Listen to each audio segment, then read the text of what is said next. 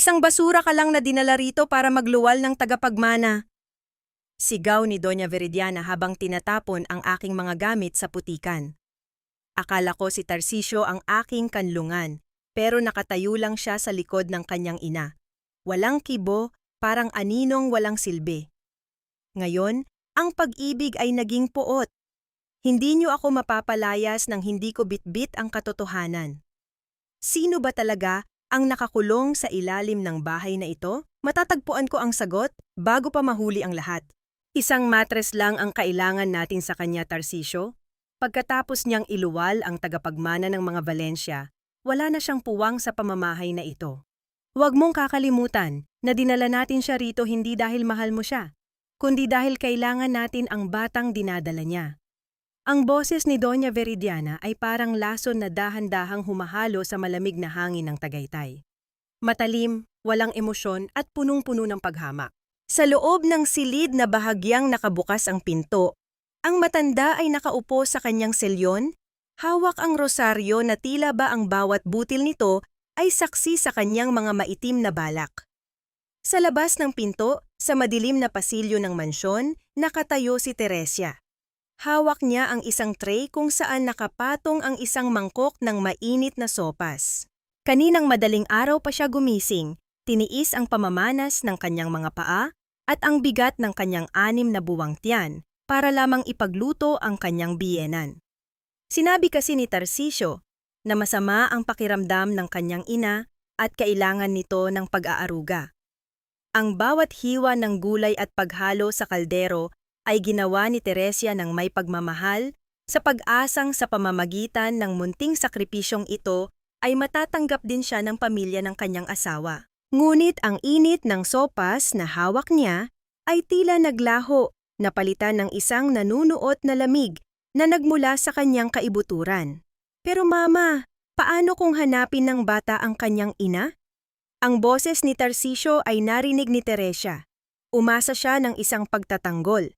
Umasa siyang sasabihin ng kanyang asawa na mahal niya ito, na hindi lamang siya isang kasangkapan.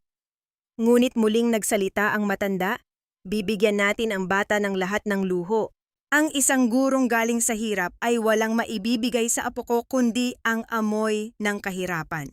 Tarcisio, huwag kang maging mahina. Utang mo sa akin ang lahat ng mayroon ka ngayon. Sumunod ka na lang sa plano. Isang mahabang katahimikan ang namayani. Bawat segundo ay parang isang tinik na ibinabaon sa dibdib ni Teresia. At pagkatapos narinig niya ang mga salitang tuluyang nagpaguho sa kanyang mundo. Opo, Mama. Alam ko po ang utang na loob ko sa inyo. Huwag kayong mag-alala, gagawin ko ang nararapat para sa pamilya natin. Ang mangkok ng porselana ay dahan-dahang nadulas sa nanginginig na mga daliri ni Teresia. Hindi ito bumagsak ng may malakas na tunog, kundi tumama sa makapal na alpombra, nagtapon ng mainit na sabaw sa kanyang mga paa. Ngunit hindi naramdaman ni Teresia ang hapdi ng pagkakapaltos ng kanyang balat. Ang tanging nararamdaman niya ay ang paghinto ng pintig ng kanyang puso. Ang kanyang lalamunan ay tila sinasakal ng isang hindi nakikitang kamay. Nais niyang sumigaw, nais niyang pumasok sa silid at sampalin ang katotohanan sa mukha ng kanyang asawa, ngunit ang kanyang buong katawan ay tila naging bato. Ang bawat hininga ay isang pakikibaka. Ang kanyang paningin ay nagdilim, at ang marangyang pasilyo ng mansyon na dati ay tila palasyo sa kanyang paningin ay biglang naging isang madilim at malawak na kabaong. Naisip ni Teresia ang sanggol sa kanyang sinapupunan. Naramdaman niya ang marahang sipa nito, isang buhay na walang kamalay-malay sa tindi ng kataksilang nakapaligid sa kanila. Paano naging ganito ang lalaking nangako sa kanya sa harap ng altar? Ang pag-ibig ba ay sadyang isang malaking kasinungalingan na binalot sa magagandang salita ng pangako at utang na loob? Dahan-dahan, sa gitna ng kanyang pagkawasak, isang kakaibang tunog ang humila sa kanyang diwa. Isang mahinang kalos sa ilalim ng sahig, malapit sa kusinang pinanggalingan niya. Parang isang kakamot na kuko, parang isang hikbi na pilit ibinabaon sa limot. Sa gitna ng kanyang sariling pighati, naramdaman ni Teresia ang isang kakaibang koneksyon sa tunog na iyon. Tumalikod siya ng walang ingay, bitbit ang basag na puso at ang katotohanang siya ay nag-iisa sa kuta ng kaaway. Sa bawat hakbang palayo sa pintong iyon, ang bawat luha na pumatak sa kanyang pisngi ay naging yelo sa lamig ng gabi ng Tagaytay. Hanggang kailan ko kayang panindigan ang pagiging isang asawa sa isang bahay na ang pundasyon ay binuo mula sa mga lihim at kasinungalingan? At sino ang boses na tumatawag sa akin mula sa ilalim ng mga anino ng mansyong ito? Akin na ang cellphone mo, Teresia. Mula ngayon, ako na ang magtatago niyan para hindi ka na mabulabog ng kung sino-sino. Kailangan mo ng katahimikan para sa kalusugan ng apo ko. Iyo ang malamig na utos ni Doña Veridiana ay tila isang hatol ng kamatayan sa huling koneksyon ni Teresia sa labas ng mansyon. Nakatayo ang matanda sa gitna ng sala, ang kanyang muka ay parang isang maskarang porselana. Walang bahid ng dumi, ngunit walang bakas ng init. Iniabot niya ang kanyang kamay, isang senyas na hindi tumatanggap ng pagtanggi. Pero mama, kailangan ko pong makausap ang nanay ko sa probinsya. Nag-aalala po siya sa akin, mahinang sagot ni Teresia. Ang kanyang boses ay nanginginig. Ang kanyang mga kamay ay protektadong nakayakap sa kanyang tiyan. Isang mapait na ngiti ang sumilay sa mga labi ng matanda. Ang nanay mo? Bakit? May maibibigay ba siyang pera para sa panganganak mo? Wala, di ba? Kami ang bumubuhay sa iyo ngayon, Teresia. Huwag kang maging walang utang na loob. Ibigay mo sa akin ang telepono bago ko pa maisip na bawiin ang lahat ng karangyaang tinatamasa mo rito. Sa gilid, nakatayo si Tarcisio, nakatingin sa malayo, tila mas interesado sa sikat ng araw na tumatama sa mga mamahaling florera kaysa sa pighati ng kanyang asawa. Hindi siya nagsalita, hindi siya gumalaw. Ang kanyang pananahimik ay mas masakit pa kaysa sa anumang sampal. Dahan-dahang inilapag ni Teresia ang cellphone sa palad ng kanyang biyenan. Sa bawat daliri na bumibitaw, tila isang hibla ng kanyang kalayaan ang napuputol. Pagkaalis ni Doña Veridiana, ang tanging naiwan sa paligid ay ang tunog ng sariling tibok ng puso ni Teresia. Mabilis, takot at punong-puno ng pangungulila. Tumuloy siya sa silid na inilaan para sa bata. Sa gitna ng karangyaan ng mansyon, ang silid na ito ay puno ng mga mamahaling gamit. Isang kuna na yari sa pinakamagandang kahoy, mga damit na galing pa sa ibang bansa, at mga laruang tila ba para sa isang prinsipe. Ngunit para kay Teresia, ang bawat gamit ay tila rehas ng isang gintong kulungan. Inilabas niya ang isang maliit na puting damit ng sanggol, hinaplos ang malambot na tela at dinala ito sa kanyang ilong. Gusto niyang amuyin ang pag-asa, ngunit ang tanging nalalanghap niya ay ang amoy ng luma at amag na nanggagaling sa mga dingding ng bahay. Huwag kang mag-alala, anak. Bulong niya sa kanyang tiyan, ang bawat salita ay may kasamang luhang pilit na pinipigilan. Hindi kita hahayaang maging katulad nila, poprotektahan kita. Dahil sa utos ni Doña Veridiana na dapat siyang kumilos para hindi tumigas ang katawan, sinimulan ni Teresia ang paglilinis sa kusina. Isang miron ang mansyong ito. Bawat sulok ay may matang nakatingin, bawat kilos ay hinuhusgahan. Habang nakaluhod siya sa sahig upang punasan ang mga tisa malapit sa pantry, muling bumalik ang kanyang alaala sa tunog na narinig niya kagabi. Ang kanyang mga daliri ay dumaan sa isang maliit na siwang sa pagitan ng sahig at ng dingding. May kung anong matigas na bagay ang nakabaon doon. Sa tulong ng isang maliit na kutsilyo, dahan-dahan niyang sinungkit ang bagay na iyon. Isang kalawanging kakerpoy o hair clip na hugis paru-paro. Napahinto ang hininga ni Teresia. Naalala niya ang isang lumang litrato na nakita niya sa gamit ni Tarcisio noong bago pa lang silang magkakilala. Isang batang babae na may malawak na ngiti, suot ang eksaktong ganitong uri ng kakerpoy. Si Tadea, ang kapatid ni Tarcisio na ayon sa pamilya ay matagal nang lumayas dahil sa pagre-rebelde. Bakit narito ito? Bakit ito nakatago sa ilalim ng sahig ng kusina? Tila ba sadyang itinapon o nahulog sa gitna ng isang pakikibaka. Ang kakerpoy ay marumi, may bahid ng tuyong putik, at tila naging saksi sa maraming taon ng kadiliman. Isang matinding kilabot ang dumaan sa gulugod ni Teresya. Ang mansyong ito, sa kabila ng kinang ng mga kristal at yaman, ay may itinatagong isang malalim na sugat. Isang sugat na pilit ibinabaon sa ilalim ng mga dasal at mapagkunwaring kabutihan. Nabalik lamang ang kanyang diwa nang marinig ang tunog ng mga yabag ng sapatos na papalapit. Mabilis niyang itinago ang kakerpoy sa loob ng kanyang bulsa at tumayo, pilit na pinapakalma ang kanyang muka. "Bakit ka tumigil sa paglilinis?" Ang boses ni Doña Viridiana ay nasa likuran na niya. Ang matanda ay nakatitig sa kanyang mga kamay, tila sinusuri kung may dumi siyang nahahawakan. "May nahanap ka ba na hindi sa iyo, Teresia?" Ang titig ng matanda ay tila bumabaon sa kaluluwa ni Teresya. Sa sandaling iyon, naramdaman niya ang tunay na panganib. Hindi lamang siya isang bilanggo, siya ay isang target sa loob ng isang bahay na ang bawat sulok ay may lihim na handang pumatay. "Hanggang kailan ko kayang itago ang aking pagtataka bago ako tuluyang lamunin ng dilim ng mansyong ito? At ano pa ang nakabaon sa ilalim ng aking mga paa na hindi ko pa natutuklasan? Huwag kang mag-alala, Mama. Hanggat ako ang nagbabantay sa kanya, walang makakaalam na narito pa siya sa loob ng mansyon. Isang dumi lang siya na dapat nating itago habang buhay para hindi masira ang dangal ng mga Balensya." Ang boses ni Tarcisio ay tila galing sa isang estranghero. Wala na ang lambing na dati ay nagpapatahan kay Teresya sa tuwing siya ay napapagod. Ang mga salitang iyon ay narinig niya habang siya ay nakatayo sa likod ng makapal na kurtina ng kanilang silid, bit-bit ang isang baso ng mainit na gatas na sana ay ibibigay niya sa kanyang asawa bilang tanda ng pag-aalaga.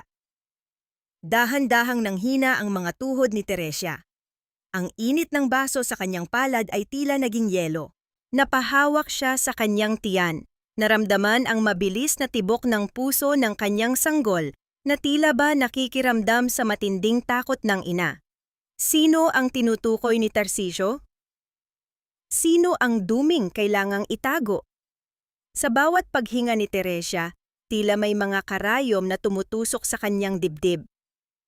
Ang lalaking pinakasalan niya, ang lalaking nangakong poprotektahan siya, ay may itinatagong isang madilim na katotohanan na hindi niya kailanman naisip.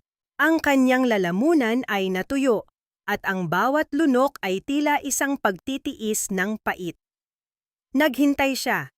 Nang marinig niya ang mga yabag ni Tarcisio na papalabas ng silid ni Doña Viridiana, dahan-dahan siyang sumunod. Maingat ang bawat hakbang ni Teresya, pilit na pinatatahimik ang kanyang paghinga sa kabila ng bigat ng kanyang katawan. Ang mansyon sa gitna ng gabi ay tila isang malaking halimaw na nagmamasid sa kanya. Ang tanging liwanag ay ang malamlam na sinag ng buwan na tumatagos sa mga bintana, nagbibigay ng mahahabang anino sa dingding. Sinundan niya si Tarcisio patungo sa likod ng bahay sa lumang bodega na bihirang buksan. Nakita niya ang kanyang asawa na may bitbit na isang tray ng pagkain, higit na mas marami kaysa sa kinakailangan ng isang tao. Pumasok ito sa loob at isinara ang pinto, ngunit hindi ito tuluyang naglock. Dahan-dahang lumapit si Teresya. Ang malamig na hangin ng Tagaytay ay humahampas sa kanyang balat, ngunit ang pawis sa kanyang noo ay malapot at malamig. Idinikit niya ang kanyang mata sa maliit na siwang ng pinto. Sa loob nakita niya si Tarcisio na inililipat ang isang malaking kabinet na yari sa nara. Sa likod nito ay may isang pintuang gawa sa bakal, kalawangin at tila matagal nang hindi nakikita ng araw. Ang tunog ng pagpihit ng susi ay tila isang babala sa kanyang pandinig. Bumukas ang pinto at isang mapanghing amoy ang lumabas mula sa kailaliman. Isang amoy ng pagkakakulong at kawalan ng pag-asa. "Kumain ka na," narinig niyang sabi ni Tarcisio sa isang boses na walang bahid ng awa. "Huwag kang maingay kung ayaw mong magalit muli si Mama." Isang mahinang tunog ng kadena ang narinig ni Teresya. Ang kalansing ng bakal na tumatama sa semento, ay tila isang kidlat na gumuhit sa kanyang utak. Isang tao. May taong nakakulong sa ilalim ng bahay na ito. At ang kanyang asawa ang nagsisilbing gwardya ng impyernong iyon. Napaatras si Teresia, ang kanyang kamay ay nakatakip sa kanyang bibig upang pigilan ang isang pagsigaw. Ang kanyang buong pagkatao ay nanginginig sa pagkasuklam. Sino ang babaeng iyon? Si Tadea ba ang nasa ilalim? Ang kapatid na sinasabi nilang matagal na ring nawala? Ang kanyang isipan ay tila isang bagyong puno ng mga tanong. Ang pag-ibig ba na nararamdaman niya para kay Tarcisio ay sapat na upang mapatawad ang ganitong uri ng kasalanan? O ang kanyang asawa ay isa ring biktima ng kalupitan ng sarili nitong ina? Sa gitna ng kanyang pag-iisip, biglang tumigil ang lahat ng tunog sa loob ng bodega. Ang katahimikan ay naging mas nakakatakot kaysa sa anumang ingay. Dahan-dahang lumingon si Tarcisio patungo sa pinto. Ang kanyang mga mata, na dati ay puno ng liwanag sa paningin ni Teresia, ay tila naging dalawang itim na butas na walang hangganan. Tumitig siya ng matagal sa maliit na siwang kung saan nakatago ang kanyang asawa. Teresia, alam kong yan ka. Ang boses ni Tarcisio ay patag, walang emosyon, at punong-puno ng panganib. Ang bawat salita ay tila isang hatol na nagpapatigil sa mundo ni Teresia. Paano ko haharapin ang lalaking minahal ko ngayong alam ko na ang kanyang mga kamay ay may bahid ng dugo at pagtataksil? May pag-asa pa bang makatakas sa aninong ito o tuluyan na kaming lalamunin ng kadilimang ito? Bakit ka narito, Teresia? Hindi ba't ang sabi ko ay magpahinga ka na sa itaas dahil masama para sa bata ang mapuyat? Ang boses ni Tarcisio ay kasing lamig ng hanging nanggagaling sa kailaliman ng bodega. Nakatayo siya sa harap ng pintong bakal, ang kanyang anino ay tila isang higanteng nagbabanta sa liit ni Teresia. Ang tray ng pagkain na hawak niya ay wala na, pinalitan ng isang malamig na titig na tila hindi na kumikilala sa babaeng kanyang pinakasalan. Napahigpit ang hawak ni Teresia sa kanyang tiyan. Ang baso ng gatas na bitbit niya kanina ay nanginginig sa kanyang palad, ang puting likido ay tila sumasabay sa kaba ng kanyang dibdib. Tarcisio, sino ang nasa loob? Narinig ko ang mga kadena. Sino ang itinatago niyo rito? Isang pilit na tawa ang kumawala sa mga labi ni Tarcisio, isang tunog na walang bahid ng saya. Lumapit siya kay Teresia at hinawakan ang magkabilang balikat nito, hindi sa paraang naglalambing, kundi sa paraang nagbabala.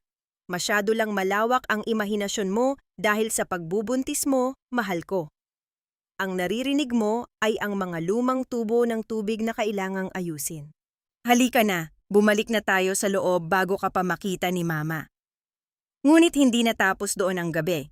Kinabukasan habang pinapayagan si Teresia na maglakad-lakad sa hardin sa ilalim ng mapagbantay na mga mata ng mga bodyguard ni Doña Veridiana, isang matandang babae ang lumapit sa bakod ng mansyon.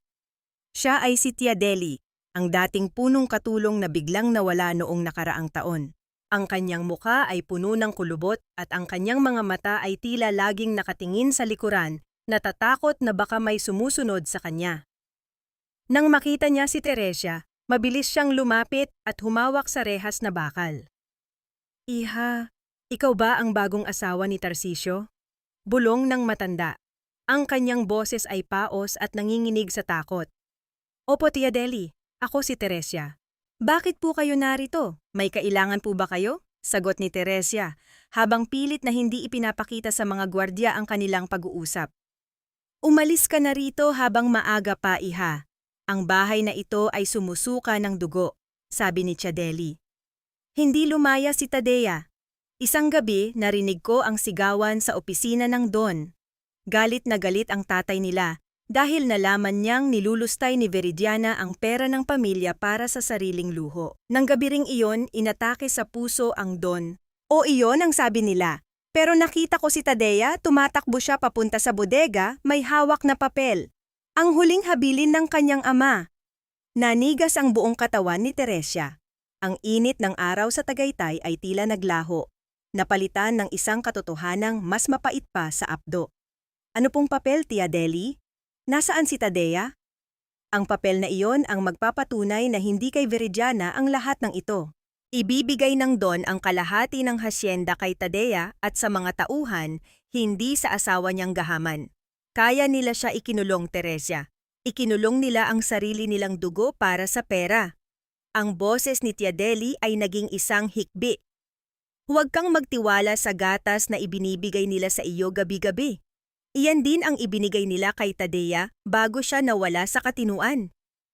Bago pa makasagot si Teresia, isang matalim na sigaw ang bumasag sa usapan nila. Deli! Anong ginagawa mo rito sa tapat ng bahay ko? Nakatayo si Doña Viridiana sa beranda, hawak ang kanyang payong na itim, ang kanyang muka ay pulang-pula sa galit. Agad na tumakbo ang mga gwardya patungo kay Tia Deli upang itaboy ito palayo. Teresia, pumasok ka na sa loob. Huwag kang makikipag-usap sa mga taong grasa na yan. Sigaw ng matanda habang dahan-dahang bumababa ng hagdan. Habang hinihila si Tia Deli palayo, lumingon ang matanda kay Teresia sa huling pagkakataon. Ang kanyang mga mata ay tila sumisigaw ng babala. Naiwan si Teresia sa gitna ng hardin. Ang kaperpoy ni Tadea sa loob ng kanyang bulsa ay tila nagiinit. Nagpapaalala sa kanya na ang bawat segundong pananatili niya rito ay isang hakbang patungo sa sarili niyang kapahamakan. Paano ko poprotektahan ang aking anak sa mga taong kayang ikulong ang sarili nilang pamilya para sa yaman? At anong uri ng lason ang dahan-dahang dumadaloy sa aking katawan sa bawat baso ng gatas na ipinapainom nila sa akin? Nakakahiya ka, Teresia. Pinatunayan mo lang na kahit bihisan ang isang basahan ng telang seda, mananatili itong basahan sa paningin ng lahat. Ang boses ni Doña Viridiana ay parang isang matalim na labaha na humihiwa sa katahimikan ng malawak na sala. Nakatayo siya sa harap ng kanyang mga bisita, mga kababaihang kauri niya sa yaman at kapangyarihan, habang si Teresia ay nakayuko, hawak ang isang mamahaling florera na muntik na niyang mabitawan dahil sa biglang pagkahilo. Ang hapon na iyon ay inilaan para sa isang marangyang tea party. Ang bawat sulok ng mansyon ay puno ng amoy ng sariwang bulaklak at mamahaling tsaa, ngunit para kay Teresia, ang hangin ay amoy lason. Suot niya ang isang bestidong asul na sadyang binili ni Viridiana para sa kanya, ngunit ang bawat tahi nito ay tila sumasakal sa kanyang pagkatao. Pasensya na po, Mama. Nahilo lang po ako ng bahagya, mahinang sagot ni Teresia. Ang kanyang mga kamay ay nanginginig at ang pawis sa kanyang noo ay dahan-dahang gumugulong pababa sa kanyang pisngi. Nahilo o sadyang hindi ka lang sanay sa ganitong klase ng pamumuhay? Tumawa ng mapait ang matanda at sumabay ang tawanan ng kanyang mga bisita. Alam niyo ba, mga kumare, itong si Teresia ay isang hamak na guro sa probinsya bago siya napulot ng anak ko. Inakala ko ngang magiging marunong siyang magpasalamat sa suwerteng dumating sa buhay niya, pero mukhang pati simpleng paghawak ng tasa ay hindi niya matutunan. Tila. Bawat salita ni Viridiana ay tila isang hampas ng latigo sa dignidad ni Teresia. Gusto niyang sumigaw, gusto niyang sabihing hindi siya basura, na mayroon siyang dangal na hindi kayang bayaran ng lahat ng ginto sa loob ng mansyong ito. Ngunit naisip niya ang kanyang anak. Naisip niya ang panganib na naghihintay kung lalaban siya ng walang armas. Humingi ka ng paumanhin kay Doña Lucila, utos ni Viridiana. Napatakan mo ng tubig ang kanyang sapatos na galing pa sa Europa. Luluhod ka at hihingi ng tawad ngayon din. Nanigas ang buong katawan ni Teresia. Ang kanyang mga mata ay nanlabo dahil sa luhang pilit niyang pinipigilan. Tumingin siya kay Tarcisio na nasa kabilang dulo ng sala, umiinom ng alak at nakikipag-usap sa ibang mga lalaki. Tumingin ang kanyang asawa sa kanya, ngunit mabilis din itong umiwas ng paningin. Wala siyang kakampi. Wala siyang masasandalan. Dahan-dahang bumaba ang katawan ni Teresia. Ang bigat ng kanyang tiyan ay nagpahirap sa kanyang pagluhod sa malamig na tisa ng sala. Ang bawat segundo ng kanyang pagbaba ay tila isang habambuhay na kahihiyan. Sa harap ng mga nagtatawa ng matanda, idinikit niya ang kanyang mga kamay sa sapatos ni Doña Lucila at bumulong ng paumanhin. Iyan ang tamang asal ng isang taong marunong tumanaw ng utang na loob, wika ni Viridiana habang hinihimas ang kanyang mga butil ng rosaryo. Ngunit sa gitna ng matagumpay ng ngiti ng matanda at ng mapanirang tawanan ng mga bisita, isang kakaibang pangyayari ang nagpatahimik sa buong silid. Isang mahabang hiyaw na puno ng pagdurusa ang bumasag sa kagalakan sa loob ng mansyon. Hindi ito boses ng hayop at hindi rin ito boses ng hangin. Ito ay boses ng isang babaeng tila binabawi ang huling hininga, isang tunog ng matinding pighati na nanggagaling sa likod ng mga makakapal na pader ng kusina. Ang tunog ay tila isang kuryente na dumaan sa bawat taong naroroon. Ang mga tasa ng tsaa ay tumigil sa ere. Ang mga tawa ay biglang naging mga singhap ng takot. Si Doña Veridiana ay biglang namutla, ang kanyang mga kamay ay humigpit sa hawak na rosaryo hanggang sa mamuti ang kanyang mga kuko. "Ano iyon?" tanong ni Doña Lucila, ang kanyang boses ay nanginginig sa takot. "May tao ba sa loob ng pader nyo, Veridiana?" "Wala! Wala iyon!" Mabilis na sagot ng matanda, ang kanyang boses ay mataas at puno ng nerbiyos. "Isang sirasirang tubo lang iyon na kailangang ayusin. Teresia, tumayo ka na riyan at dalhin mo ang mga bisita sa hardin, ngayon din." Ngunit hindi gumalaw si Teresia. Nanatili siyang nakaluhod, ang kanyang puso ay pumipintig ng mabilis. Alam niya ang boses na iyon. Naramdaman niya ang sakit ng babaeng sumisigaw sa kanyang sariling kaluluwa. Ang maskara ng pamilya Valencia ay nagsisimula ng mabasag, at ang bawat piraso nito ay tila bumabagsak sa harap ng lahat.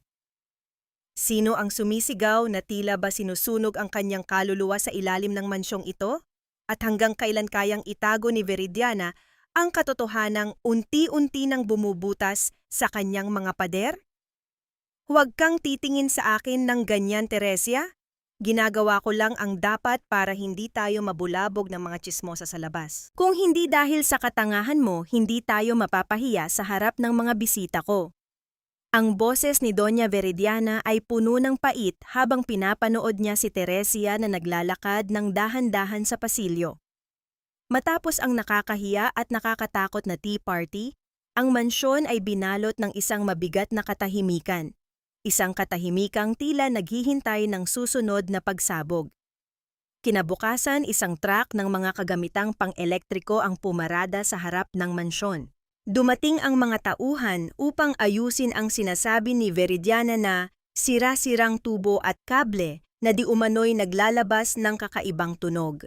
Sa gitna ng mga lalaking may bitbit na hagdan at kasangkapan, isang pamilyar na muka ang nakita ni Teresia.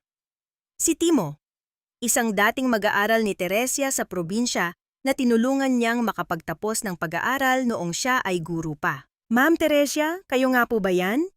Ang boses ni Timo ay puno ng gulat at pag-aalala nang makita niya ang kanyang dating guro sa loob ng marangyang mansyon, ngunit sa isang anyo na tila bahapo at walang sigla. "Timo, anong ginagawa mo rito?" bulong ni Teresia, mabilis na tumingin sa paligid upang tiyakin na walang nakakarinig sa kanila. Ang kanyang puso ay biglang tumibok ng mabilis, hindi dahil sa takot kundi dahil sa pag-asa. "Ako po ang ipinadala ng kumpanya para tingnan ang electrical system ng bahay na ito," paliwanag ni Timo. Masyado raw pong mataas ang bill ng kuryente at may mga reklamo ng ingay sa loob ng mga pader. Isang munting ngiti ang sumilay sa mga labi ni Teresia. Ang unang ngiti na lumitaw sa kanyang mukha sa loob ng mahabang panahon. Isang munting alaala ng isang batang mahiyaing tinutulungan niya sa kanyang mga aralin ang biglang nagbigay sa kanya ng lakas. Inabot niya ang kamay ni Timo at marahang pinisil ito bilang tanda ng pasasalamat. "Timo, kailangan ko ang tulong mo," bulong ni Teresia. Ang bawat salita ay may kasamang pakiusap na nanggagaling sa kailaliman ng kanyang kaluluwa. "May itinatago sila sa ilalim ng bahay na ito, isang tao. Kailangan kong malaman kung paano makakapasok doon nang hindi nila nalalaman." Tumango si Timo, ang kanyang muka ay naging seryoso. "Huwag po kayong mag-alala, ma'am. Kanina ko pa napapansin ang daloy ng kuryente. May isang linya na hindi dumaan sa main panel, papunta sa ilalim ng bodega sa likod. At ang konsumo nito ay parang may isang buong bahay sa kailaliman." Habang nagkukunwaring sinusuri ang mga kable sa dingding malapit sa kusina, palihim na may inilabas si Timo mula sa kanyang toolbox. Isang maliit at itim na kagamitan. Isang voice recorder na kasing liit lamang ng isang barya. "Ito po, ma'am." "Itago niyo ito," sabi ni Timo habang iniaabot ang recorder na nakabalot sa isang basahan. "May magnet ito sa likod.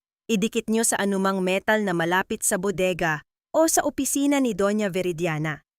Maririnig natin ang lahat ng usapan nila." Nanginginig ang mga kamay ni Teresia nang tanggapin niya ang recorder. Ramdam niya ang lamig ng bakal nito sa kanyang palad, ngunit ang hatid nitong init ng pag-asa ay sapat na upang labanan ang ginaw ng mansyon. Sa sandaling iyon, ang relasyon ng guro at mag-aaral ay naging isang alyansa ng 2 taong nagnanais ng katarungan. "Tarsisio, ano ang ginagawa ng technician na iyan sa tabi ng asawa mo?" Ang boses ni Doña Veridiana ay nanggaling sa itaas ng hagdan.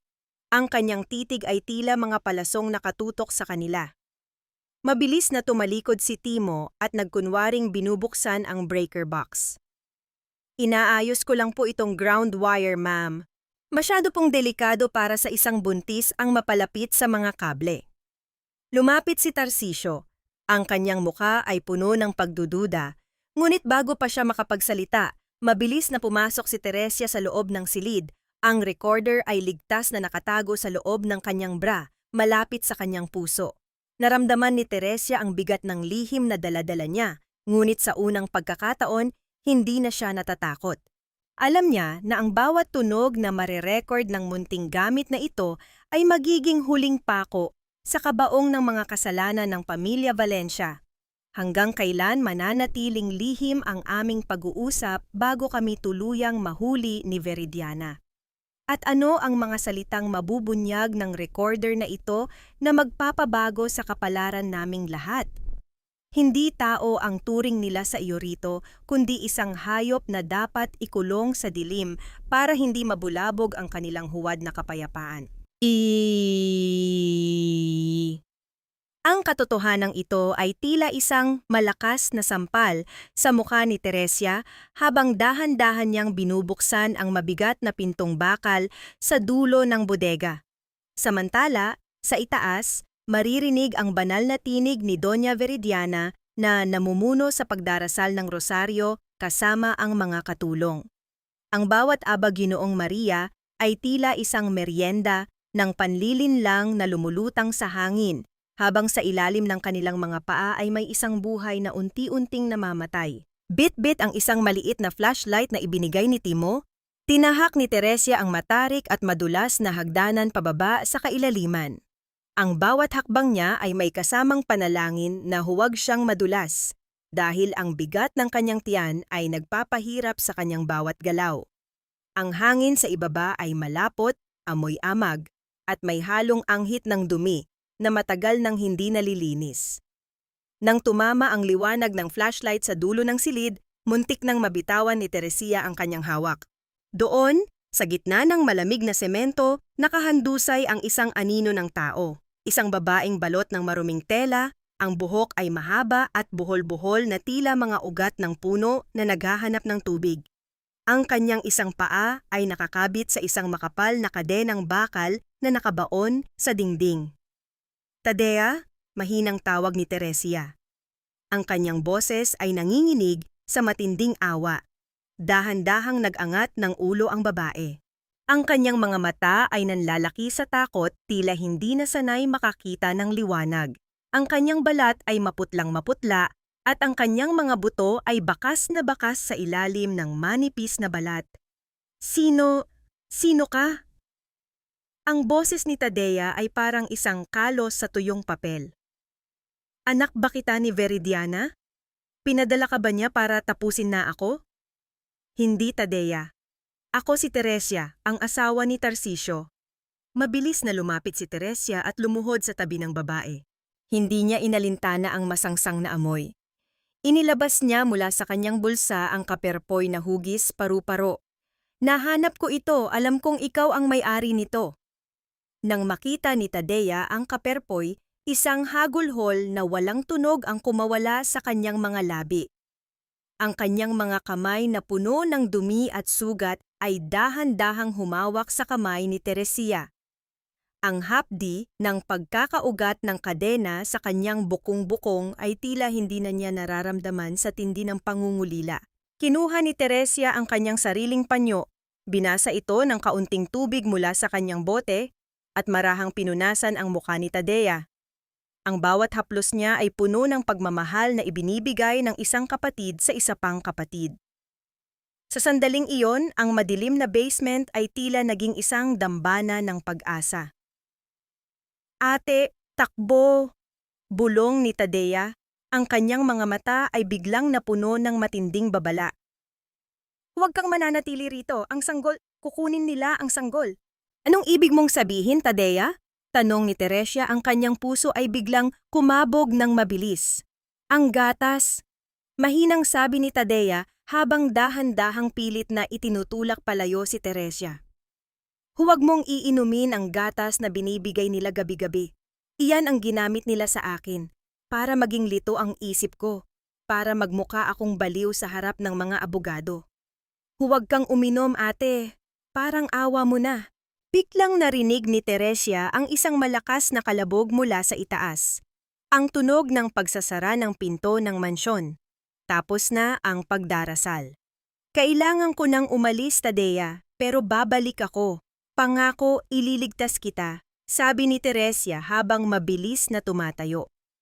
Habang paakyat siya sa hagdan, ang bawat salita ni Tadea ay tila isang sumpa na bumabalot sa kanyang isipan. Ang gatas na iniinom niya gabi-gabi ay hindi pala gamot, kundi isang dahan-dahang lason na nagnanakaw ng kanyang katinuan. Paano ko po protektahan ang aking sarili at ang aking anak kung ang mismong gatas na dapat ay nagbibigay ng lakas ay ang siyang lalong nagpapahina sa akin? At hanggang kailan ko kayang magkunwaring walang alam sa harap ng mga demonyong nag-aalaga sa akin? Ubusin mo yan, Teresia. Huwag mong sasayangin ang pagod ko sa pagtitimpla nito para sa iyo at sa apo ko. Alam mo namang mahal ang mga bitaminang inihalo ko riyan. Ang boses ni Doña Veridiana ay malambot. Halos parang isang mapagmahal na ina, ngunit para kay Teresia, ang bawat salita ay may dalang talim. Nakatayo ang matanda sa tabi ng kama, bit-bit ang isang baso ng mainit na gatas. Ang usok na nanggagaling sa baso ay tila mga aninong sumasayaw sa malamlam na liwanag ng lampara. May amoy ito ng vanilla, isang matamis na bango na pilit itinatago ang mapait at kemikal na amoy na ngayoy tila nanunuot na sa ilong ni Teresia. Naramdaman ni Teresia ang mabilis na sipa ng kanyang sanggol sa loob ng kanyang sinapupunan. Tila ba nagbabala rin ang munting buhay sa panganib na nasa harap nila. Inabot niya ang baso, ang init nito ay tumagos sa kanyang nanginginig na mga palad. "Salamat po, Mama. Ang bait niyo po talaga sa amin," sagot ni Teresia, pilit na pinatitigas ang kanyang boses upang hindi mahalata ang takot. Tumingin siya sa gatas, ang puting likido na dati ay simbolo ng sustansya, ngayon ay naging simbolo ng isang dahan-dahang kamatayan. "Siyempre, kailangang malakas ang tagapagmana ng mga Valencia," sabi ni Veridiana, habang ang kanyang mga kamay ay dahan-dahang hinahaplos ang mga butil ng kanyang rosaryo. Ang pagtama ng mga kahoy na butil sa isa't isa ay tila isang nakakabinging orasan sa katahimikan ng silid. "Uminom ka na, gusto kong makitang tuyo ang baso bago ako lumabas." Idinikit ni Teresia ang labi sa gilid ng baso. Naramdaman niya ang init ng gatas, ngunit hindi siya uminom.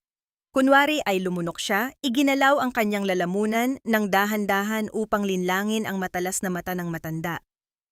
Sa bawat segundo ng titigan nilang dalawa, tila may isang digmaang nagaganap, isang digmaan sa pagitan ng manloloko at ng nagpapaloko.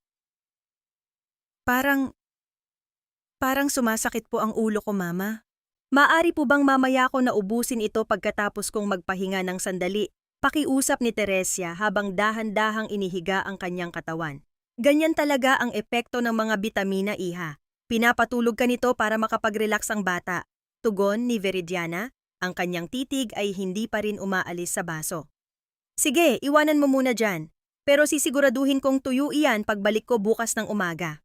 Nang marinig ni Teresya ang tunog ng pagsasara ng pinto at ang pag-ikot ng susi mula sa labas, mabilis siyang bumangon. Ang kanyang puso ay tila gustong kumawala sa kanyang dibdib. Bit-bit ang baso, dahan-dahan siyang naglakad patungo sa banyo ng kanilang silid. Binuksan niya ang lababo at dahan-dahang ibinuhos ang gatas. Ang puting likido ay dahan-dahang umikot sa butas, tila isang lason na bumabalik sa pinanggalingan nito.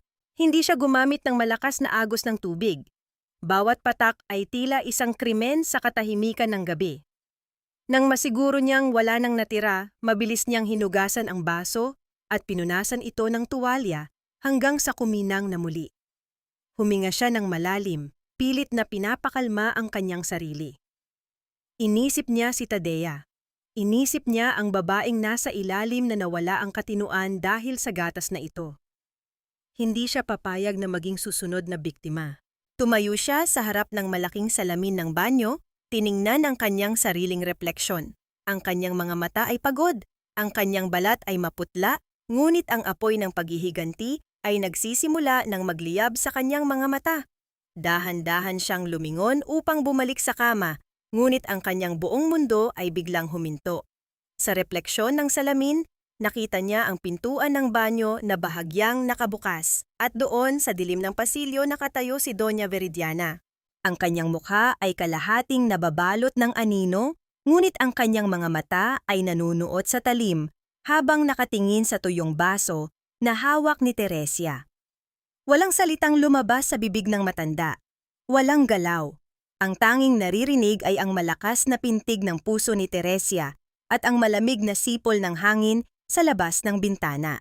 Alam ba niya, nakita ba niya ang pagtatapon ko ng gatas o sadyang hinihintay lang niya ang sandali ng aking pagkakamali? At paano ko maipapaliwanag ang tuyong baso kung ang epekto ng gamot ay hindi pa nararamdaman ng aking katawan?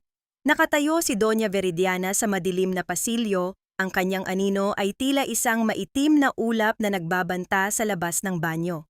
Ngunit sa halip na magalit, isang malamig at tipid na ngiti ang gumuhit sa kanyang mga labi. Tumingin siya sa walang lamang baso na hawak ni Teresya at tila naniwala ang matanda na nagtagumpay ang kanyang lason. Mabuti naman at inubos mo, malumanay ngunit nakakakilabot na wika ni Veridiana. Magpahinga ka na ng mahaba, Teresya. Kailangan ng apo ko ang katahimikan. Pagkatapos bitiwan ang mga salitang iyon, dahan-dahang tumalikod ang matanda at naglakad palayo hanggang sa tuluyang lamunin ng dilim ang kanyang bulto. Nanginig ang buong pagkatao ni Teresya. Nakalusot siya sa pagkakataong ito, ngunit alam niyang bilang na ang kanyang mga oras sa loob ng mansyong ito. Nang pumasok si Tarcisio sa kanilang silid, makalipas ang ilang oras, naabutan niya si Teresya na nakaupo sa gilid ng kama. Walang luha sa mga mata ng kanyang asawa, tanging isang nag-aapoy na determinasyon na humukay ng katotohanan. Ang asul na bestidang suot ni Teresya kanina ay napalitan na ng isang simpleng pantulog, ngunit ang kanyang tindig ay tila isang hukom na handang magbaba ng hatol. "Bakit gising ka pa?" tanong ni Tarcisio habang inihuhubad ang kanyang relo, pilit na iniiwasan ang matalim na titig ni Teresya. "Dapat ay tulog ka na sa mga oras na ito. Sabi ni Mama ay ininom mo na ang gatas mo." Tumayo si Teresya, ang bawat hakbang niya palapit sa kanyang asawa ay puno ng bigat. "Nakita ko siya, Tarcisio. Nakita ko ang kapatid mo sa ilalim ng bahay na ito." Natigil sa paggalaw si Tarcisio. Ang relong hawak niya ay dulas na nahulog sa ibabaw ng makapal na alpombra. Dahan-dahan siyang lumingon, ang kanyang muka ay biglang nawalan ng kulay. Ano bang sinasabi mo, Teresya? Pagod ka lang. Ang mga gamot na iniinom mo, huwag mo akong gawing baliw." Pumasada ang panginginig sa boses ni Teresya, ngunit hindi dahil sa takot kundi dahil sa matinding puot. Inilabas niya ang kalawanging kakerpoy mula sa kanyang bulsa at itinapat ito sa mukha ng kanyang asawa. "Nakausap ko si Tadea. Alam kong ginagawa ninyo siyang hayop sa sarili niyang pamamahay. At alam kong ang gatas na ipinapainom ng ina mo sa akin ay lason para sirain ang isip ko. Paano mo nagagawa ito sa akin? Paano mo nagagawa ito sa kapatid mo?" Isang mabigat na katahimikan ang bumalot sa silid. Ang dibdib ni Tarcisio ay mabilis na tumaas at bumaba. Tumingin siya sa kakerpoy at dahan-dahang bumagsak ang kanyang mga balikat. Ang pader ng kanyang kasinungalingan ay tuluyan ng gumuho. Bumagsak ang mga tuhod ni Tarsisio sa sahig. Ang lalaking tinitingala ni Teresia bilang kanyang haligi at tagapagtanggol ay ngayoy nakaluhod sa kanyang harapan, umiiyak na parang isang batang nawawala. Hinawakan ni Tarsisio ang mga kamay ni Teresia, ibinabaon ang kanyang muka sa mga palad nito. Wala akong magawa, Teresia. Patawarin mo ako, wala akong choice. Humahagulgol na sumamo ni Tarsisio. Nang gabing inatake sa puso si Papa, nandoon ako. Nalaman ni Papa ang ginawang pagnanakaw ni Mama sa kaban ng hasyenda. Nagalit siya, inatake siya, pilit kong kinukuha ang gamot niya pero pinigilan ako ni Mama. Hinawakan niya ang mga kamay ko at sinabing, hayaan ko na lang daw matapos ang paghihirap ni Papa para sa kinabukasan ko. Nanlamig ang buong katawan ni Teresia. Naramdaman niya ang matinding pagduduwal habang pinapakinggan ang pagtatapat ng lalaking ama ng kanyang anak. Namatay si Papa nang nakatingin sa akin, Teresia. At nakita iyon lahat ni Tadea. Patuloy ni Tarsisio, ang boses ay basag at puno ng duwag na pagsisisi. Kaya siya ikinulong ni Mama. Binablackmail ako ni Mama. Kapag nagsalita ako, pareho kaming makukulong. Ayokong makulong, Teresia. Paano na ang anak natin kung nasa kulungan ang ama niya? Hinablot ni Teresia ang kanyang mga kamay mula sa pagkakahawak ni Tarsisio. Tiningnan niya ito ng may buong pagkasuklam. Kaya mas pinili mong ikulong ang sarili mong kapatid sa dilim ng 9 na taon? Kaya mas pinili mong hayaang lasunin ng ina mo ang asawa mo? Duwag ka, Tarsisio. Ginamit mo lang ako para magkaroon ng lehitimong tagapagmana ang ina mo upang mapagtakpan ang inyong mga kasalanan. Hindi totoo yan, mahal kita. Sigaw ni Tarsisio habang pilit na inaabot ang laylayan ng damit ni Teresia. Kung mahal mo ako, tulungan mo kaming tumakas ngayon din. Matigas na utos ni Teresia. Iligtas natin si Tadea. Tumawag tayo ng pulis. Pagbayaran natin ang kasalanan mo at tutulungan kitang magsimula muli. Magpakalalaki ka naman para sa anak natin, Tarsisio. Tinitigan ni Tarsisio ang kanyang asawa. Sa isang maikling sandali, nakita ni Teresia ang isang kislap ng pag-asa sa mga mata nito. Ngunit dahan-dahan itong namatay, nilamon ng panghabambuhay na takot na itinanim ni Doña Veridiana sa kanyang puso. Dahan-dahang tumayo si Tarsisio. Pinunasan niya ang kanyang mga luha at ang kanyang muka ay muling bumalik sa pagiging isang malamig at walang pusong estranghero. Umiwas siya ng tingin at naglakad patungo sa pintuan. Hindi ko pwedeng ipagpalit ang pamilyang ito sa isang iskandalo, mahinang sabi ni Tarsisio habang nakatalikod. Ginagawa ko ito para sa atin, Teresia. Para sa kaligtasan mo at ng bata. Kailangan mo lang magpahinga at kalimutan ang lahat ng nakita mo. Tarsisio, huwag! Huwag mo kaming iwan dito! Sigaw ni Teresia, mabilis na humakbang upang pigilan ang kanyang asawa. Ngunit huli na ang lahat. Isinara ni Tarsisio ang mabigat na pintuang kahoy nang walang pag-aalinlangan. Napahawak si Teresia sa malamig na kahoy, humihikbi at nagmamakaawa. Kasunod nito, narinig niya ang tunog na tuluyang pumatay sa kanyang huling pag-asa. Ang malamig at mabigat na pag-ikot ng metal na susi mula sa labas ng pintuan. Nakakulong na siya. Ang mansyon na inaakala niyang magiging paraiso ng kanyang pamilya ay formal nang naging kanyang selda. Napasandal si Teresia sa pintuan, dahan-dahang nadulas pababa hanggang sa maupo sa malamig na sahig. Sa kanyang sinapupunan, naramdaman niya ang isang malakas na sipa. Isang paalala na kahit tinalikuran na sila ng mundo, kailangan niyang mabuhay. Paano ako makakatakas sa gintong hawlang ito kung ang sariling ama ng aking anak ang nagkandado ng pinto? At paano ko maililigtas si Tadea kung ako mismo ay nakagapos na sa dilim? Ang bawat sulok ng marangyang silid ay tila naging mga pader ng isang kabaong. Matapos marinig ang paglisan ni Tarsisio at ang malamig na pagkakakandado ng pinto, naiwan si Teresia sa isang nakakabinging katahimikan. Ang buwan ay naghuhulog ng maputlang liwanag sa sahig. Nag-iwan ng mga aninong parang mga rehas na nakagapos sa kanyang mga paa. Pinunasan ni Teresia ang kanyang mga luha gamit ang likod ng kanyang nanginginig na kamay. Naramdaman niya ang marahas na paggalaw ng sanggol sa kanyang sinapupunan. Tila ba nararamdaman ng maliit na buhay ang matinding pighati at takot ng kanyang ina. Dahan-dahang hinaplos ni Teresia ang kanyang tiyan, ang init ng kanyang palad ay isang tahimik na panata. Hindi tayo mamamatay sa bahay na ito, anak. Bulong ni Teresia, ang kanyang boses ay pumalit mula sa kawalan ng pag-asa patungo sa isang nag-aapoy na determinasyon. Kung hindi tayo ililigtas ng sarili mong ama, ako ang magiging kalasag mo.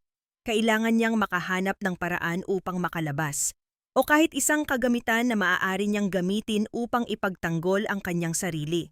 Nagsimula siyang maghalungkat sa mga lumang kabinet na gawa sa nara. Ang silid na ito, na ibinigay sa kanila bilang tanda ng umano'y pagtanggap ni Doña Veridiana, ay ang dating silid ng yumaong Don Valencia, ang ama ni Tarcisio.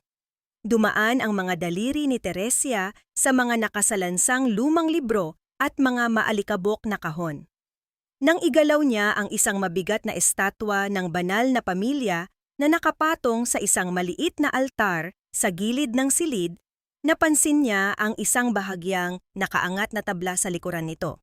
Isang mapait na ngiti ang sumilay sa kanyang isipan, kahit ang banal na imahe ay ginamit upang itago ang isang madilim na lihim. Gamit ang lahat ng natitira niyang lakas, dahan-dahan niyang inikot ang estatwa at sinungkit ang kahoy na tabla gamit ang isang matulis na suklay. Bumigay ang kahoy at mula sa maliit na siwang, tumambad ang isang itim na kwaderno na binalot ng makapal at siksik na alikabok. Nanginginig ang kanyang mga kamay nang kunin niya ang kwaderno. Ang balat nito ay luma na at nagbibitak-bitak. Nang buksan niya ang unang pahina, nakita niya ang isang matapang at formal na sulat kamay. Ito ang tala-arawan ng Don. Dinala ni Teresia ang kwaderno sa tabi ng bintana upang mabasa ito sa liwanag ng buwan. Habang nililipat niya ang mga pahina, ang sulat kamay ay unti-unting naging magulo, tila ang taong sumusulat ay nawawalan na ng lakas at katinuan. Hanggang sa makarating siya sa mga huling pahina at ang mga salitang nakasulat doon ay naging mga yelong bumaon sa kanyang puso. Nilalason ako ng sarili kong asawa. Ang gatas at tsaa na ipinapainom sa akin ni Veridiana ay may halong pampatulog na sumisira sa aking mga ugat. Hindi ko na maigalaw ang aking mga binti. Nakakulong ako sa sarili kong silid habang siya ay unti-unting ninanakaw ang mga titulo ng hasyenda. Nalaman ko ang plano niyang nakawin ang lahat mula sa aking mga anak sa unang asawa. Sinasabi niya sa lahat na ako ay may malubhang sakit, ngunit ang totoo, pinapatay niya ako sa gutom at gamot. Si Tadea? Tanging si Tadea lamang ang nakakaalam ng katotohanan. Ibinigay ko sa kanya ang tunay na huling habilin, ngunit natatakot ako na baka siya ang isunod ng halimaw na pinakasalan ko. Ang huling linya ng tala-arawan ay hindi natapos. Tila ba pinigilan ang kamay ng matanda habang nagsusulat. Isang malaking patak ng tuyong dugo ang nagsilbing tuldok sa pahina. Napasandal si Teresia sa malamig na dingding. Ang kanyang hininga ay naging maikli at mabilis. Ang kwaderno ay dulas na nahulog mula sa kanyang mga kamay. Ngayon ay malinaw na ang lahat. Hindi atake sa puso ang pumatay sa Don. Pinatay siya ni Doña Veridiana ng dahan-dahan, ng walang awa, habang nagkukunwaring isang mabuting asawa sa paningin ng lipunan. At si Tarcisio, ang duwag na anak ay nagbulag-bulagan at hinayaan ang kanyang ina na kunin hindi lang ang buhay ng kanyang ama, kundi pati ang kalayaan ng kanyang sariling kapatid. Ang kasaysayan ay umuulit. Ang gatas na inialok sa kanya ni Veridiana ngayong gabi ay ang parehong lason na pumatay sa Don at sumira sa katinuan ni Tadea. Hindi lang nila balak kunin ang sanggol ni Teresia. Balak nilang alisin siya sa mundong ito sa oras na matapos ang kanyang silbi. Isang matinding pagduduwal ang naramdaman ni Teresia. Ang halimaw na kalaban niya ay hindi lang basta sakim. Isa itong babaeng walang kaluluwa na kayang pumatay ng sariling pamilya habang may hawak na rosaryo sa kanyang mga kamay. Sa gitna ng kanyang pagkawasak at panginginig, isang tunog ang biglang pumunit sa katahimikan ng silid. Mula sa pintuang kahoy na nakakandado, isang matalim na pag-inggit ng metal ang narinig. Ang susi mula sa labas ay dahan-dahang umiikot. Ang seradura ng pinto ay umaatras. May isang taong papasok. Huminto ang pagtibok ng puso ni Teresia.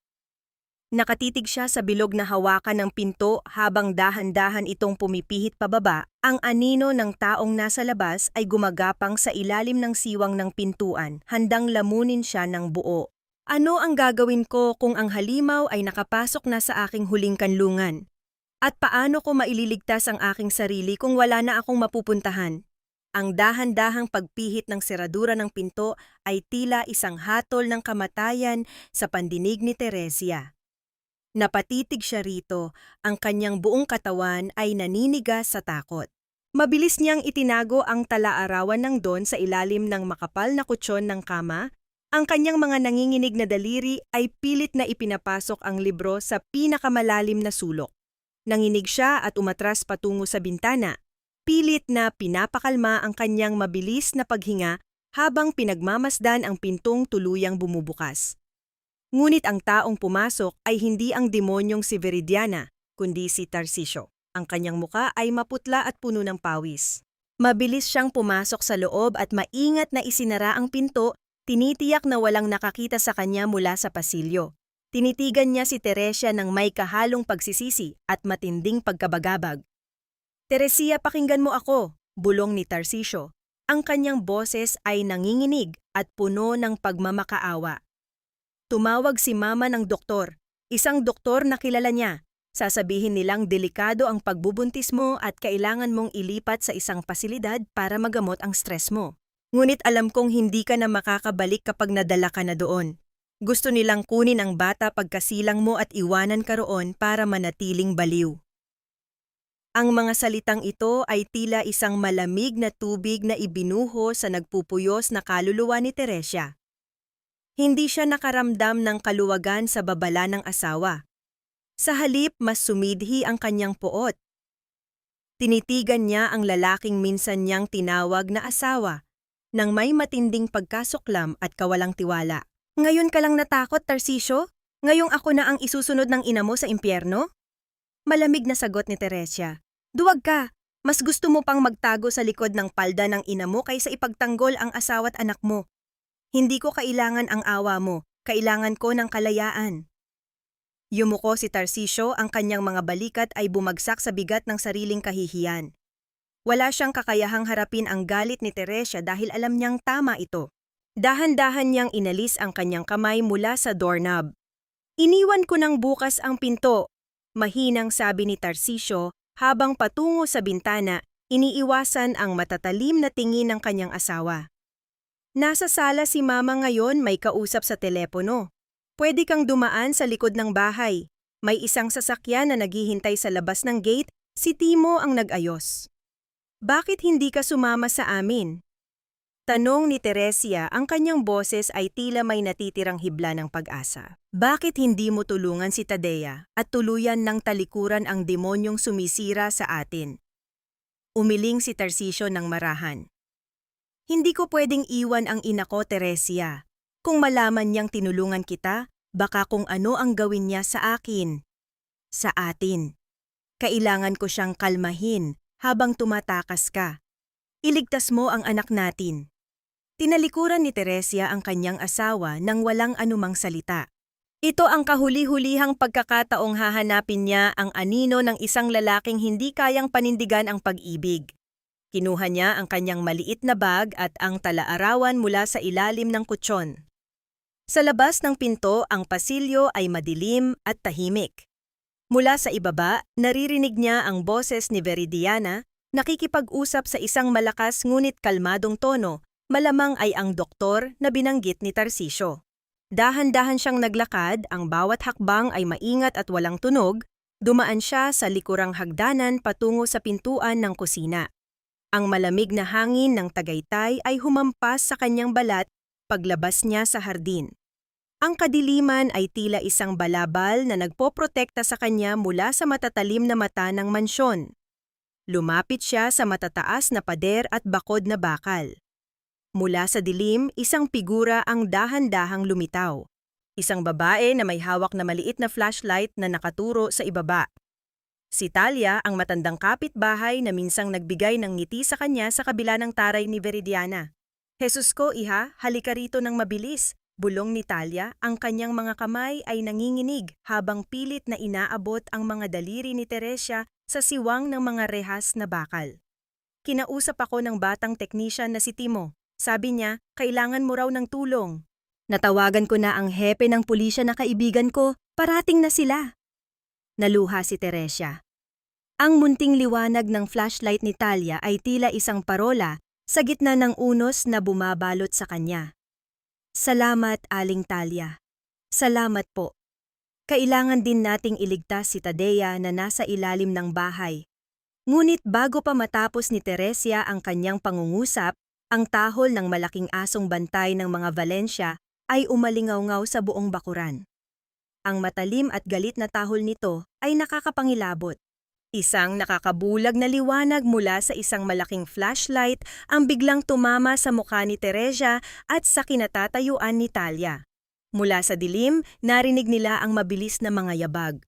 "Ano sa tingin mo ang ginagawa mo sa asawa ko, matanda?" Ang boses ni Doña Veridiana ay matalim pa sa kutsilyo, nanggagaling sa dilim ng hardin habang pabilis siyang naglalakad patungo sa kanila, hawak ang tali ng nag-aalborotong aso. Ang matanda ay tila isang demonyong lumabas mula sa impyerno upang kunin ang kanyang biktima. Napasigaw si Talia at nagmamadaling umatras. Si Teresia ay natigilan, ang kanyang buong katawan ay nagyelo habang ang aso ay patuloy na bumubula ang bibig sa galit. Wala nang urungan. Ang pagtakas ba na ibinigay ni Tarcisio ay isa lamang patibong upang tuluyan akong sirain? At magagawa ba ni Talia na tumawag ng tulong bago ako tuluyang lamunin ng dilim at ng halimaw na nasa aking harapan? Ang nakakabulag na liwanag mula sa malaking flashlight ay tila isang mata ng demonyong sumusuri sa kaluluwa ni Teresia. Kasabay ng malamig na ihip ng hangin sa Tagaytay, ang mabalagsik na ungol ng malaking aso ay nagpatayo sa mga balahibo sa kanyang batok. Mula sa dilim, dahan-dahang lumitaw ang mukha ni Doña Veridiana, walang bakas ng pagiging isang relihiyosang ina, kundi isang halimaw na handang pumatay para sa kanyang teritoryo. "Umalis ka na rito, matanda, bago ko pa ipakagat sa asong ito ang mga binti mo." Ang tinig ni Veridiana ay dumagundong, puno ng pananakot at awtoridad. Nanginginig na napaatras si Talia. Tumingin siya kay Teresia ng may matinding pag-aalala at awa, ngunit alam niyang wala siyang laban sa mga tauhan ng mga Valencia. Marahan siyang tumango kay Teresia, isang tahimik na pangako na hahanap siya ng tulong bago tuluyang tumakbo palayo at naglaho sa dilim ng gabi. Nang maiwan si Teresia, ibinigay ni Veridiana ang tali ng nag-aalborotong aso sa isang malaking lalaking gwardiya na nakatayo sa kanyang likuran. Dahan-dahan siyang lumapit kay Teresia. Ang bawat hakbang ng matanda ay may kasamang tunog ng pagyapak sa mga tuyong dahon, isang tunog na tila nagbibilang ng mga natitirang sandali ng kalayaan ng kanyang manugang. "Tumatakas ka na naman ba sa sarili mong pag-iisip, Teresia?" Malumanay ang boses ni Veridiana, ngunit ito ay puno ng nakakalasong pang-uuyam. "Sinasabi ko na nga ba, ang mga gamot na ibinibigay ko sa iyo ay hindi sapat para kalmahin ang kabaliwan mo. Kailangan mo ng mas seryosong tulong. Hinihintay na tayo ni Doktor." Lazaro sa kanyang pasilidad. Napahigpit ang yakap ni Teresia sa maliit na bag na naglalaman ng talaarawan ng yumaong Don. Umatras siya, inilalayo ang kanyang tiyan sa matanda. "Hindi ako baliw at lalong hindi ako sasama sa inyo. Alam ko ang lahat, Doña Veridiana. Alam ko ang ginawa niyo sa asawa niyo. Nabasa ko ang kanyang talaarawan. At alam ko kung paano niyo kinukulong si Tadea na parang isang hayop sa ilalim ng bahay na ito."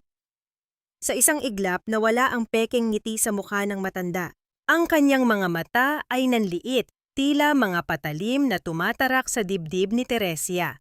Ang pagbanggit sa talaarawan ay ang huling mitya na sumunog sa kanyang pagtitimpi. Walang maniniwala sa isang hamak na gurong nasisiraan ng bait, matigas at malamig na sagot ni Veridiana. Tumingin siya sa dalawang guwardiya sa kanyang likuran at sumenyas. Kunin niyo siya. Ipasok niyo sa van. Huwag kayong mag-alala kung pumalag, hindi makakasama sa bata ang kaunting pasa. Mabilis na lumapit ang dalawang malalaking lalaki. Pinilit ni Teresia na lumaban. Iwinasiwas niya ang kanyang mga braso, pilit na kumakawala mula sa mahigpit at magaspang na pagkakahawak ng mga lalaki sa kanyang mga balikat.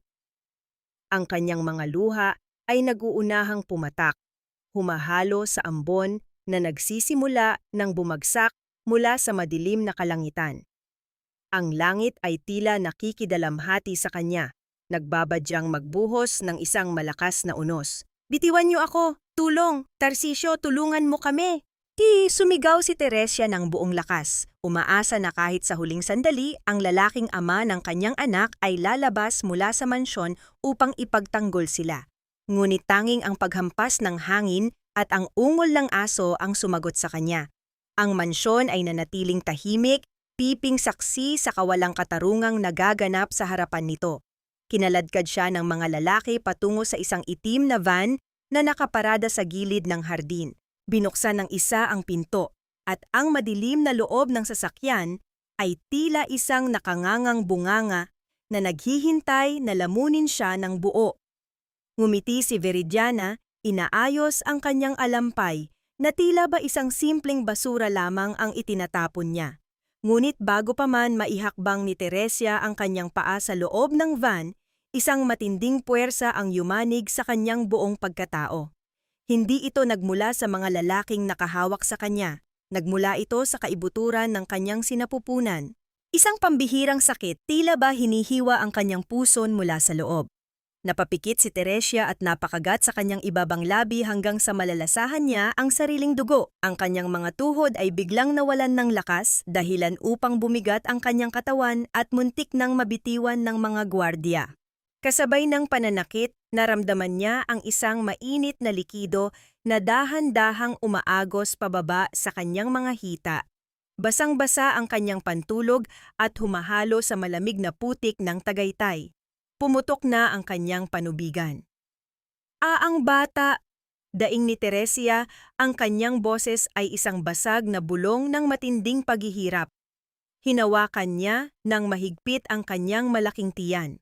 Ang kanyang anak, na nakaramdam ng matinding panganib at stress ng kanyang ina, ay nagpasyang lumabas sa mundong ito sa pinakamaling oras at sa pinakamapanirang lugar. Napahinto ang mga gwardya, naguguluhang nakatingin kay Doña Veridiana. Ang matanda ay natigilan ng ilang segundo, nakatitig sa tubig na humalo sa dugo sa paanan ni Teresia. Ngunit sa halip na maawa, isang masamang kislap ang dumaan sa kanyang mga mata. Paano ko mailuluwal ang aking anak sa gitna ng putikan at sa harap ng mga halimaw na nag-aabang upang kunin siya mula sa aking mga bisig? At darating pa kaya ang hustisya bago pikit matang bawiin ng gabi ang aming mga buhay? Ang malamig na ulan ng Tagaytay ay tuluyan ng bumuhos, tila mga luha ng langit na naghuhugas sa madilim na kasaysayan ng mansyon. Nakalugmok si Teresia sa putikan, yakap-yakap ang kanyang sumasakit na tiyan. Bawat pulikat ay tila matatalim na patalim na pumupunit sa kanyang kalamnan. Ngunit sa harap ng kanyang matinding pagdurusa, ang tanging nakita ni Doña Veridiana ay ang pagkaantala ng kanyang mga plano. Huwag kayong tumayo lang dyan, buhatin niyo siya at ipasok sa van. Sigaw ng matanda sa kanyang mga tauhan, ang boses ay nangingibabaw sa ingay ng ulan. Huwag niyong hayaang mamatay ang apo ko sa putikan. Wala akong pakialam sa babaeng iyan, iligtas niyo ang bata. Ang kawalang awa sa mga mata ni Veridiana ay nagpatibay sa katotohanang hindi kailanman naging pamilya ang turing nito kay Teresia. Hahawakan na sana ng mga gwardya ang nanginginig na katawan ni Teresia nang biglang isang serye ng mga matinding liwanag ang humiwa sa kadiliman ng kalsada. Ang sunod-sunod na tunog ng sirena ng mga pulis ay umalingaw-ngaw, binabasag ang ilusyon ng kapayapaan at kapangyarihan ng mga Valencia. Pumarada ang mga sasakyan ng awtoridad sa mismong harap ng malaking gate na bakal. Mabilis na bumaba si Talia at si Timo, kasunod ang hepe ng pulisya at ilan pang mga opisyal. Sa likuran nila, may ilang mga lokal na mamamahayag na naabisuhan ni Timo tungkol sa napipintong pagsisiwalat ng isang malaking krimen. Hepe, anong ibig sabihin nito? Biglang nagbago ang tono ni Veridiana. Ang halimaw ay mabilis na nagsuot ng maskara ng isang inosenteng matanda. Wala kayong karapatang pumasok sa pribado kong pag-aari. Dinadala ko lang sa ospital ang manugang kong nasisiraan ng bait, nagwawala siya sa gitna ng ulan. Kahit halos maubos na ang kanyang hininga sa sakit, pinilit ni Teresia na iangat ang kanyang ulo. Nanginginig niyang itinuro ang kanyang bag na nahulog sa putikan. Huwag kayong maniwala sa kanya, daing ni Teresia. Ang boses ay pumipiyok ngunit puno ng katotohanan. Ang talaarawan, nandyan sa loob. Ang patunay na pinatay niya ang asawa niya. At sa ilalim ng kusina nila, naroon si Tadea. Ikinulong nila ang sarili nilang dugo ng 9 na taon. Hindi nag-atubili ang hepe.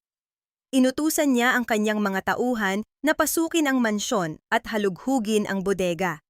Pumasok ang mga pulis nang walang sinasayang na oras. Pagkaraan ng ilang nakakakilabot na minuto, lumabas ang mga awtoridad mula sa pinto ng kusina. Akay-akay nila ang isang figurang tila butot balat na lamang, nakabalot sa isang lumang kumot, at mabilis na kinukusot ang mga matang hindi nasanay sa anumang uri ng liwanag, si Tadea. Ang mga taong nakasaksi at ang mga mamamahayag ay sabay-sabay na napasinghap. Ang mga kamera ay nagsimulang kumuha ng mga larawan. Ang marangyang pangalan ng mga Valencia na iginagalang sa buong Tagaytay ay tuluyan ng gumuho, naging kasing dumi ng putik sa paanan ni Teresia. Nang makita ni Veridiana na inilalabas ang kanyang itinatagong kasalanan, napatid ang huling hibla ng kanyang katinuan. Nanlaki ang kanyang mga mata, hindi makapaniwala na ang imperyong binuo niya mula sa pandaraya ay nagiging abo sa kanyang harapan.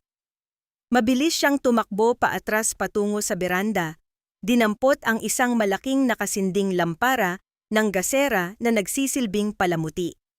Hindi, akin ang mansyong ito, hindi niyo ito makukuha!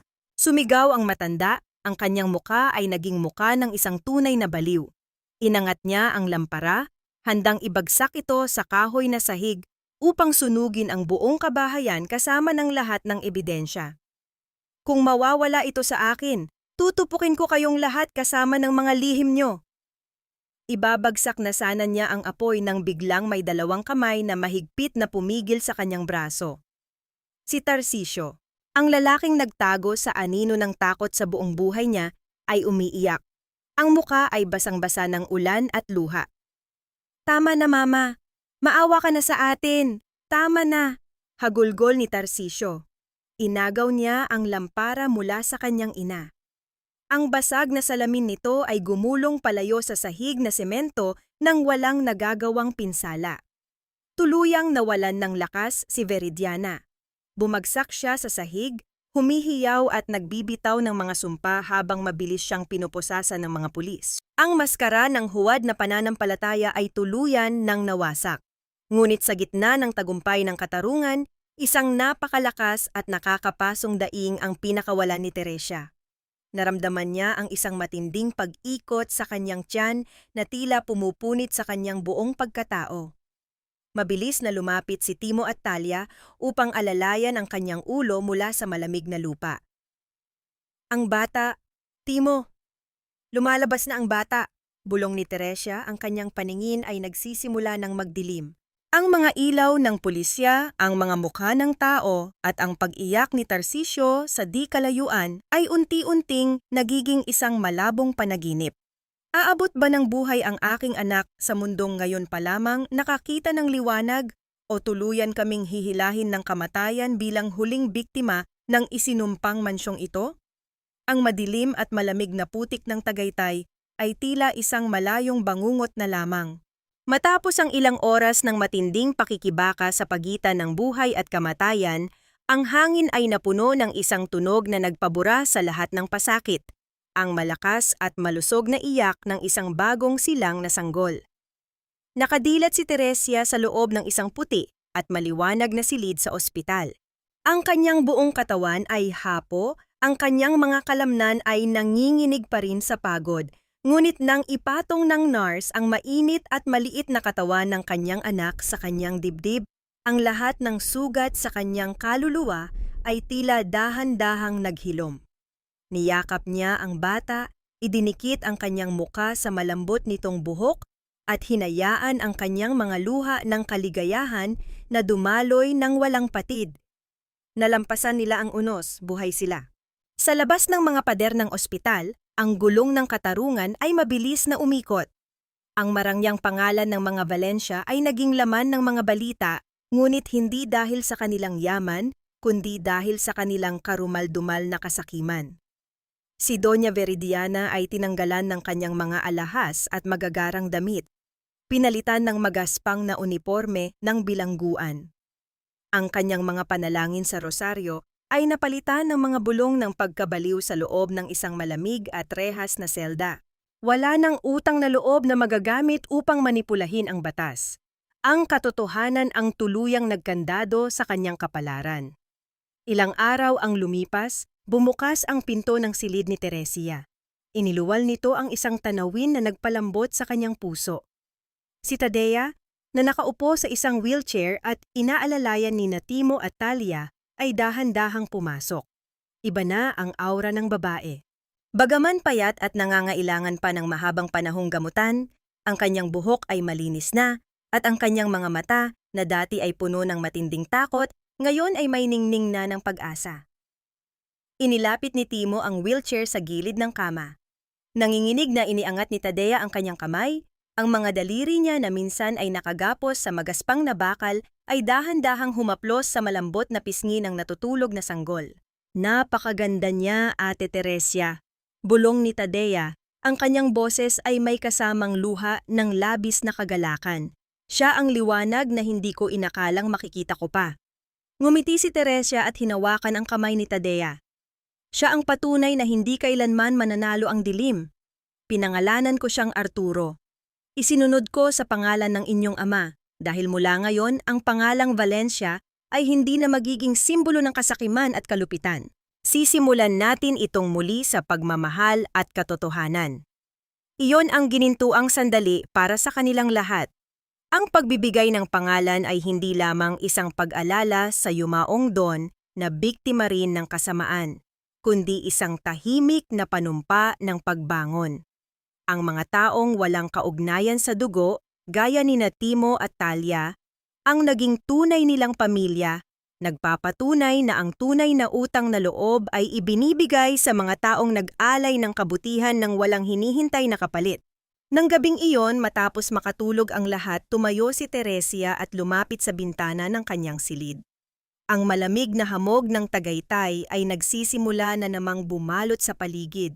Ngunit sa pagkakataong ito, hindi na siya natatakot. Ngunit habang nakatingin siya sa madilim na kalsada sa labas ng ospital, nahagip ng kanyang paningin ang isang pamilyar na anino. Nakatayo sa ilalim ng isang pundidong poste ng ilaw ay isang lalaki. Nakayuko, ang mga balikat ay nakabagsak sa bigat ng pinakamalaking pagkakamali ng kanyang buhay. Si Tarcisio. Tinanggalan na siya ng karapatan sa yaman ng hasyenda matapos ibalik ng korte ang lahat kay Tadea. Wala siyang pamilyang mababalikan at higit sa lahat, wala siyang mukhang maihaharap sa mag-inang pinabayaan niya sa ngalan ng duwag na pagsunod. Tumingala si Tarcisio patungo sa bintana kung saan naroon si Teresia. Walang salitang namutawi, walang pagtatangkang lumapit. Isang mahaba at puno ng pagsisising tingin lamang ang kanyang iniwan. Pagkatapos ng ilang mabibigat na segundo, tinalikuran niya ang liwanag ng ospital at dahan-dahang naglakad palayo, tuluyang nilamon ng makapal na hamog ng gabi hanggang sa hindi na siya makita. Napabuntong hininga si Teresia at hinaplos ang salamin ng bintana. Napatawad ko na kaya ang taong minsang naging mundo ko o ang tuluyang paglimot sa kanya ang tanging susi upang makamtan ko ang tunay na kapayapaan para sa aming bagong bukas? Lumipas ang isang buong taon na tila isang mahinhing ihip ng hangin. Ang dating makapal at nakakasakal na hamog na bumabalot sa lumang mansyon ng mga Valencia sa Tagaytay ay tuluyan ng napawi, pinalitan ng mainit at ginintuang sikat ng araw na nagbibigay buhay sa bawat sulok ng paligid. Sa gitna ng malawak na hardin kung saan minsan siyang muntik nang mawalan ng hininga at pag-asa, nakatayo ngayon si Teresia. Pinagmamasdan niya ang kanyang anak na si maliit na Arturo na ngayon ay masigla ng humahakbang at natututong maglakad sa ibabaw ng luntiang damo. Sa di kalayuan, nakangiti si Tadea habang inaalalayan ang bata.